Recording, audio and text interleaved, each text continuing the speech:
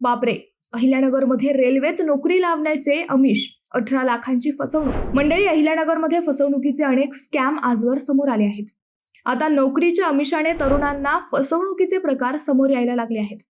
मुलीला रेल्वेमध्ये क्लर्कची नोकरी लावण्याचे आमिष दाखवत नगरमधील सेवानिवृत्त व्यक्तीस 18 लाख रुपयांचा गंडा घातलाय.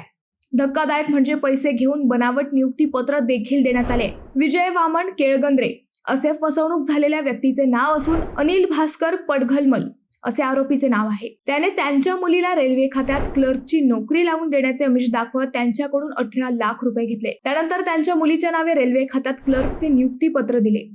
ते नियुक्तीपत्र घेऊन फिर्यादी हे मुलीला कामावर रुजू करण्यासाठी घेऊन गेले असता ते नियुक्तीपत्र बनावट असल्याचे त्यांना समजले. त्यानंतर त्यांच्या पायाखालची वाळू सरकली. मंडळी, हा केवळ एक प्रकार झाला. येणाऱ्या आगामी काळात अहिल्यानगरमधून असे मोठे रॅकेट आणि मोठे फ्रॉड समोर येण्याची शक्यता सूत्रांनी व्यक्त केली आहे.